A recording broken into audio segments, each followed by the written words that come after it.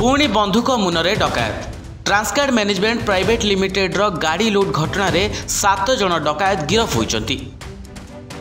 तो सूचना अनुसार गत जनवरी 11 तारिख में इकम एक्सप्रेस रो सामान भवानीपाटना रो ट्रांसकार्ड मैनेजमेंट प्राइवेट लिमिटेड रो गाड़ी रे खरियर जाउथबा बेले लिफ्ट मागिबा बहाना रे बंधुक देखाई गाड़ीटी को बेलपड़ा थाना नुनहाड़ अंचल अपहरण करने डकायत माने।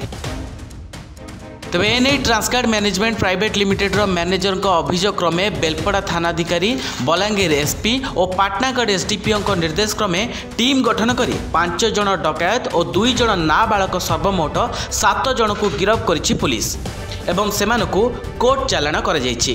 तेबे डकायत मानक ठारू गोटिए देशी बंधुक 10टी मोबाइल और लूट होइथिबा गाड़ी जब्त कर जाइछि। ता सहित ए घटना रे आउ 2 जन संपृक्त अछि बोली खबर दैचंती पाटनागढ़ एसडीपीओ ज्योतिर्मय भुक्त। 14 तारीख दिन घटना घटी 11 तारीख दिन 14 तारीख दिन आमे एथिरे संपृक्त थिबा डकैत्स मानंकु 5 जन मुदाला एवं 2 जन नाबालक मुदाला को केस रे अरेस्ट करिछु।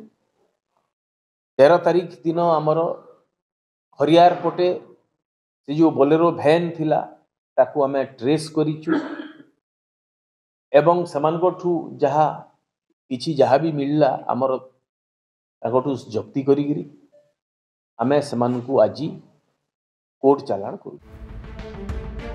तेबे पुलिस रे परि त्वरित कार्य को प्रशंसा करबा सह धन्यवाद जणाइचंती अंचलवासी। ब्यूरो रिपोर्ट दूरवार्ता डिजिटल लाइव।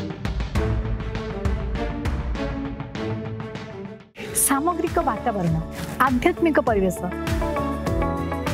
उच्च कोटीर पाठपढ़ा घर खाइबा सह उत्तम जत्न खेलकूद सह अनेक किछि उपलब्ध करंतु टीएससी गुरुकुल रे संपूर्ण आवासिक स्कूल टीएससी गुरुकुल गोठपाटना भुवनेश्वर।